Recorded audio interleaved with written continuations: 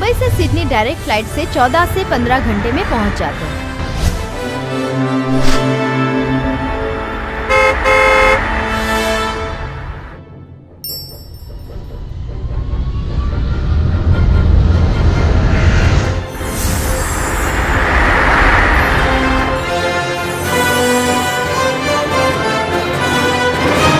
Australia दुनिया का छठे क्रम का देश है, जिसका क्षेत्रफल 76,17,930 चौरस किलोमीटर है और सन 2018 की गणना के अनुसार इस देश की आबादी 2,48,70,247 है, जिसमें भारतीयों की संख्या करीब 5 लाख है।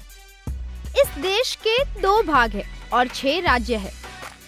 कैनबरा इस देश की राजधानी है और सिडनी इस देश का बड़ा शहर है। ऑस्ट्रेलिया की मुख्य भाषा अंग्रेजी है और इसके अतिरिक्त करीब 200 भाषाएं बोली जाती है।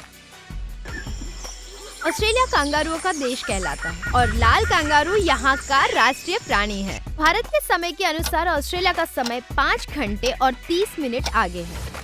भारत के 55 से 58 रुपए के सामने एक ऑस्ट्रेलियन डॉलर प्राप्त होता है। सबसे पहले यहाँ पर ब्रिटेन के लोग आए और ऑस्ट्रेलिया में सबसे पहले आने वाला व्यक्ति जेम्स क्रूक था, ऐसा कहने में आता है। दुनिया का सबसे लंबा नेशनल हाईवे 14,500 किलोमीटर ऑस्ट्रेलिया में है। शिक्षा के क्षेत्र में ऑस्ट्रेलिया दुनिया में 7वें नंबर पर आता है और ऑस्ट्रेलिया का नागरिक बनने पर 173 देशों में वीजा लेने की जरूरत नहीं पड़ती।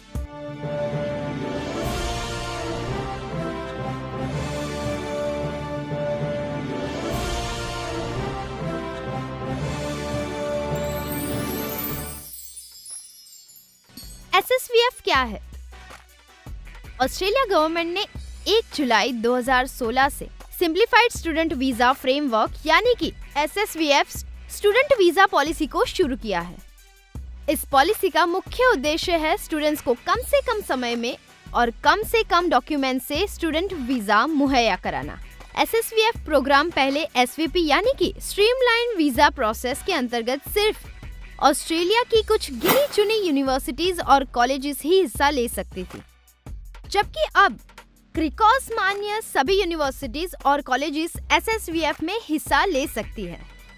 SVP पॉलिसी में 8 स्टूडेंट वीजा सब क्लास थे, जो कि अब SSVF के अंतर्गत सिर्फ 2 स्टूडेंट वीजा सब क्लास है। एक सब क्लास 500 स्टूडेंट्स और 2 सब क्लास 590 स्टूडेंट्स गार्डियन। SSVF में पेपर फाइल को बिल्कुल बंद कर दिया गया है। सभी एप्लीकेशंस को ऑनलाइन ही सबमिट करना है। अब फाइनेंस और इंग्लिश के साथ साथ सभी एप्लीकेंट्स को GTE यानी कि जेन्युइन टेम्पररी एंट्रेंट और हेल्थ और कैरेक्टर की रिक्वायरमेंट वीजा एप्लीकेशन के लिए पूर्ण करनी आवश्यक है। SSVF के अंतर्गत हर कॉलेज और यूनिवर्सिटीज को अपने assessment level AL1, AL2, AL3 के मुताबिक कार्य करना है। ऑस्ट्रेलिया की SSVF पॉलिसी के अनुसार साल 2025 तक 7,20,000 विदेशी विद्यार्थी यहां अभ्यास हेतु आएंगे, ऐसी उनकी प्लानिंग है। SSVF पॉलिसी के मुताबिक कॉलेज या यूनिवर्सिटीज ये तय कर सकती है कि स्टूडेंट्स फंड नया ले या पुराना। इस पॉलिसी के मुताबिक विद्यार्थियों को स्टूडेंट्स वीजा के लिए एप्लीकेशन करते समय फुल कोर्स के समय के बराबर का मेडिकल इंश्योरेंस लेना कंपलसरी है।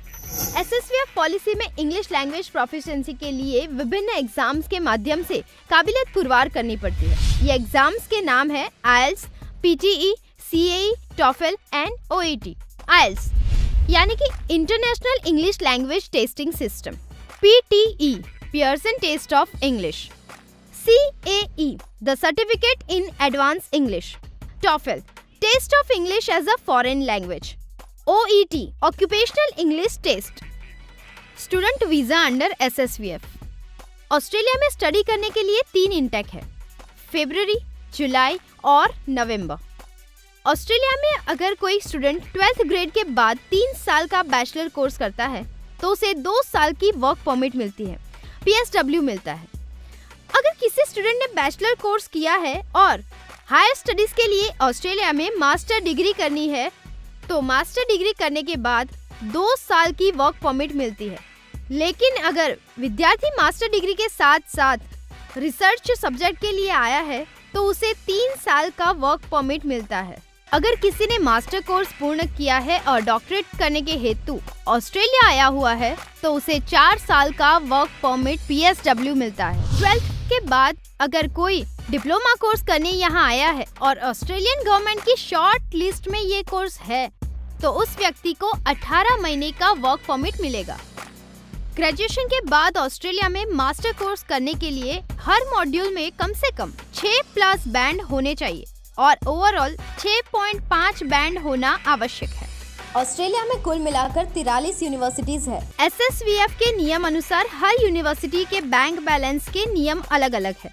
कोई यूनिवर्सिटी प्रीवियस बैंक बैलेंस की डिमांड करता है तो कोई करंट बैलेंस की डिमांड करता है। वो सारी बातें university assessment level AL1, AL2, AL3 के अनुसार होता है। कोई भी करीबी रिश्तेदार ब्लड रिलेशन स्पॉन्सर कर सकते हैं। ऑस्ट्रेलिया में 1 साल में 2 सेमेस्टर की पढ़ाई करनी होती है, जिसमें एक सेमेस्टर 4 महीने का होता है। इस अनुसार 2 सेमेस्टर के 8 महीने अभ्यास के रहते हैं और बाकी के 4 महीने के दौरान छोटे मोटे वैकेशन की छुट्टियां होती है, जिस समय में विद्यार्थी फुल टाइम जॉब कर सकते हैं। एक हफ्ते में 25 घंटे स्टडीज के हैं और 20 घंटे जॉब करने की लीगल परमिशन है। 12वीं कक्षा में 60% होना आवश्यक है। वैसे कोई कॉलेजेस 55% तक भी स्वीकार करती है। ग्रेजुएशन के बाद गैप बड़ा हो तो ठीक है, लेकिन जॉब की सैलरी अगर अकाउंट में डिपॉजिट हो रही हो तो लंबा गैप भी स्वीकार्य है। ग्रेजुएशन के दौरान कोई बैकलॉग हो तो भी वो स्वीकार्य है और ग्रेजुएशन के बाद 6 CGPA होना चाहिए। अगर विद्यार्थी की उम्र 18 वर्ष से कम है तो किसी ब्लड रिलेशन वाले व्यक्ति को अथॉरिटी देना पड़ता है या फिर यूनिवर्सिटी में रहना पड़ता है। कनाडा में GIC के 10,000 कैनेडियन डॉलर और न्यूजीलैंड में FTS के अनुसार 15,000 न्यूजीलैंड डॉलर बतौर डिपॉजिट अपने देश में पहले से जमा करना होता है। वैसा सिस्टम ऑस्ट्रेलिया में नहीं है। यहाँ लिविंग एक्सपेंस के तौर पर कोई डिपॉजिट जमा करवानी नहीं है। ऑस्ट्रेलिया में इमिग्रेशन का स्टूडेंट्स वीजा ग्रांट करने का समय 3 महीने का होता है, लेकिन अगर विद्यार्थी का एजुकेशन, फाइनेंशियल बैकग्राउंड अच्छा हो और IELTS का स्कोर अच्छा हो, अच्छी यूनिवर्सिटी का चयन किया हो तो वीजा 1 मिनट से लेकर 20 वर्किंग डेज में दे दिया जाता है। ये सब कुछ विद्यार्थी के करीबी इंटेक के अनुसार होता है। ऑस्ट्रेलिया में कम से कम 1 सेमेस्टर या अधिक से अधिक 2 सेमेस्टर की फीस भरना आवश्यक है। कोई भी विद्यार्थी मास्टर डिग्री के लिए ऑस्ट्रेलिया जा रहा हो तो अंदाजन खर्च 15 से 16 लाख होता है। ऑस्ट्रेलिया में बैचलर डिग्री या मास्टर डिग्री के लिए भारत की सभी नेशनलाइज्ड बैंक्स और सरकारी बैंक्स एजुकेशन लोन देती है, जिसका ब्याज दर काफी कम होता है और उस रकम का भुगतान विदेश में अभ्यास के पूर्ण होने के बाद के 6 महीने के बाद पहला EMI भरना होता है। करीबन 20 से 30 लाख तक की लोन दी जाती है। ऑस्ट्रेलियन हाई कमीशन के द्वारा प्रमाणित किए हुए हॉस्पिटल और डॉक्टर्स का पास किया हुआ अपफ्रंट मेडिकल सबमिट करना आवश्यक है।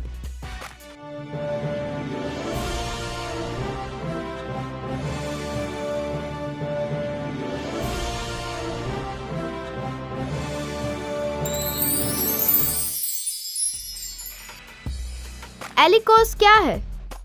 एलिकोस का पूरा नाम English language intensive course for overseas students. अगर किसी यूनिवर्सिटी को एडमिशन के लिए 6.5 बैंड्स चाहिए, लेकिन विद्यार्थी के 5.5 बैंड्स है, तो यूनिवर्सिटी एडमिशन तो देती है, पर विद्यार्थी को 10 से 20 हफ्ते का इंग्लिश कोर्स करना पड़ता है, जिसे ऑस्ट्रेलियन भाषा में एलिकोस कहा जाता है, जिसका 1 हफ्ते का खर्च करीबन 400 से $500 तक आता है। क्या पति पत्नी दोनों को साथ में वीजा मिल सकता है? हाँ, अगर मेन एप्लीकेंट और स्पाउस ने हायर एजुकेशन लिया हो और मेन एप्लीकेंट को लिसनिंग, रीडिंग, राइटिंग और स्पीकिंग में 6+ बैंड मिले हो और ओवरऑल 6.5 बैंड्स मिले हो, तो ऑस्ट्रेलिया में पति पत्नी और बच्चों समेत सबको वीजा मिल सकता है। मतलब कि इंग्लिश कोर्स किए बगैर कोई व्यक्ति अगर विदेश जा रहा है और उसके स्पाउस ने ग्रेजुएशन कंप्लीट किया हो तो स्पाउस को वीजा मिलने के चांस ज्यादा रहते हैं। ऑस्ट्रेलिया द्वारा दिए जाने वाले ई-वीजा क्या है? 2012 के पहले ऑस्ट्रेलियन गवर्नमेंट पासपोर्ट के अंदर वीजा स्टिकर लगाकर वीजा देती थी और उसके बाद गवर्नमेंट ने ई-वीजा देना शुरू किया। इसलिए अब पासपोर्ट में कोई भी स्टिकर लगाया नहीं जाता। ईमेल के द्वारा अब वीजा दिया जाता है, जिसे ई वीजा कहा जाता है।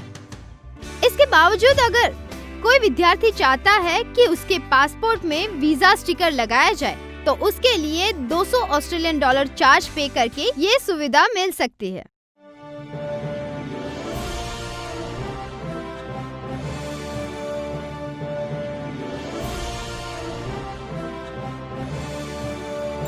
स्टूडेंट वीजा की अधिक जानकारी के लिए आप हमारी company Bharat Panchal education private limited की स्टूडेंट वीजा एक्सपर्ट टीम से रूबरू मुलाकात ले सकते हैं। Helpline number Unjha 9376018896, Visnagar 9824913896, Patan 9978983896, Mehsana 9099080896, Palanpur 9377711896।